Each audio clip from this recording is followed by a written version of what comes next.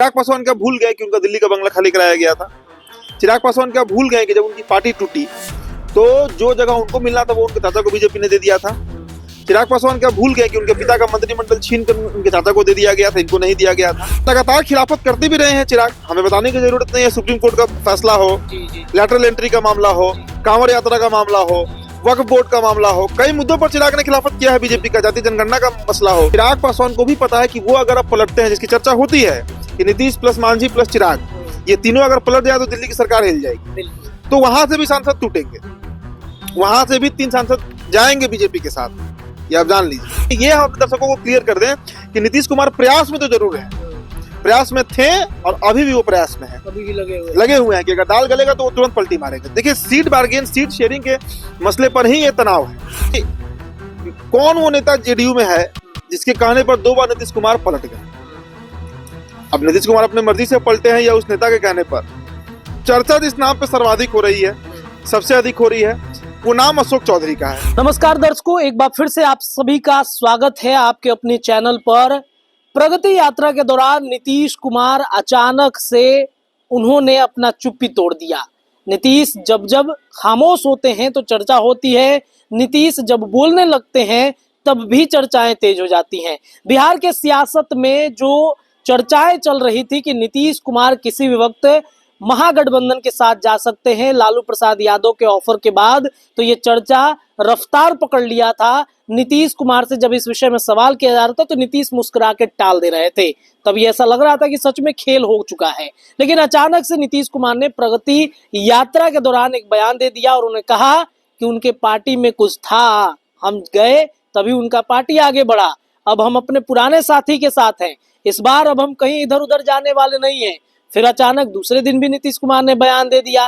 तो अचानक से नीतीश कुमार की चुप्पी जो टूटी है, इसके पीछे की वजह क्या हो सकती है?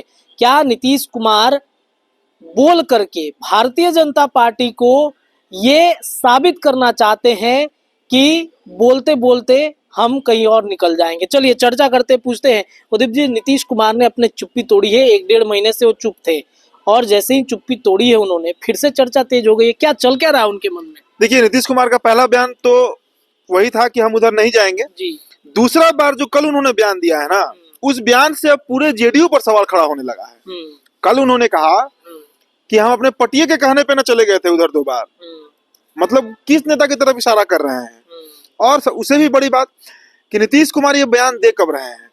जब संजय झा का पटना आगमन हुआ है तब ये बयान दे रहे हैं। मतलब जब तक संजय झा दिल्ली में थे नीतीश कुमार चुप थे, संजय झा के पटना आते नीतीश कुमार बोलने लगे। सबसे पहले ये समझिए कि कौन वो नेता जेडीयू में है जिसके कहने पर 2 बार नीतीश कुमार पलट गए। अब नीतीश कुमार अपने मर्जी से पलटे हैं या उस नेता के कहने पर? चर्चा जिस नाम पे सर्वाधिक हो रही है, सबसे अधिक हो रही है, वो नाम अशोक चौधरी का है।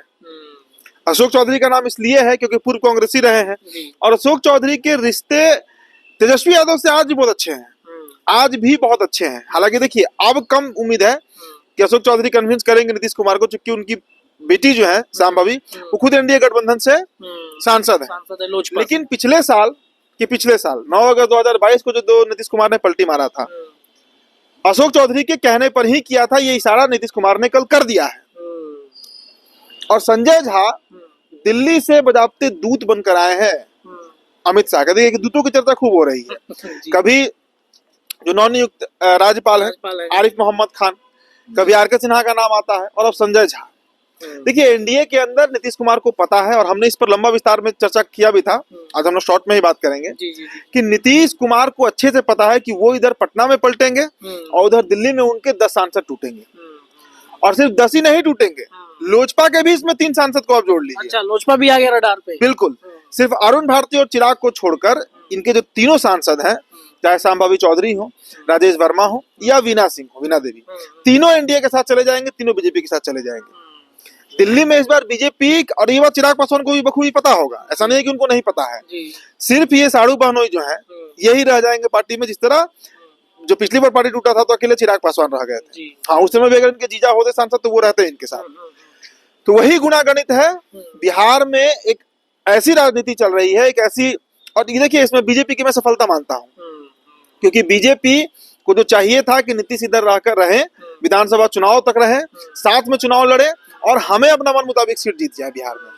बीजेपी का अपना टारगेट मैंने कई बार कहा है, फिर दोहरा दे रहा हूं कि बीजेपी प्लस नीतीश, बीजेपी माफ कीजिएगा, प्लस चिराग प्लस कुशवाहा प्लस मांझी 123, इसके ऊपर नीतीश कुमार जितना सीट लाना है ले आए, 100 सीट ले आए, 80 सीट ले आए, 90 सीट ले आए, जितना सीट ला सकते हैं, ताकि 123, 122, 123 का जो आंकड़ा है 1, 2, 3 का, वो एनडीए में बिना नीतीश कुमार के ही पूरा हो जाए, ताकि नीतीश की बैसाखी की जरूरत ना पड़े। और उसके बाद तो आराम से फिर बार्गेन होगा, नीतीश कुमार से बीजेपी करेगी। बिल्कुल। और इस बार नीतीश कुमार मजबूत फंसे हैं, क्योंकि एनडीए में उनको जो स्थिति है वो तो हम देख ही रहे हैं, समझ ही रहे हैं। महागठबंधन की तरफ से भी उनको सीएम बनने के लिए ऑफर नहीं है।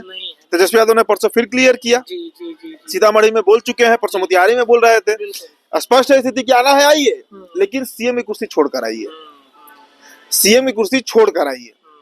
कितना दिन तक सीएम रहिएगा? और जब तक नीतीश कुमार सीएम रहेंगे तब तक ना तेजस्वी यादव का दाल गलने जा रहा है, ना भाजपा का। ये बात दोनों जानते हैं, अच्छे से जानते हैं। इसलिए अब करना वही है, बीजेपी अपनी पॉलिटिक्स पे काम कर रही है, उनका अपना सीएम हो, और तेजस्वी यादव भी इंतजार में है, वेट एंड वॉच में है कि एक बार कम से कम नीतीश कुमार साइड हो, ताकि लड़ाई जो है वो बीजेपी से हो, और तब जो सीएम बने वो मंजूर है।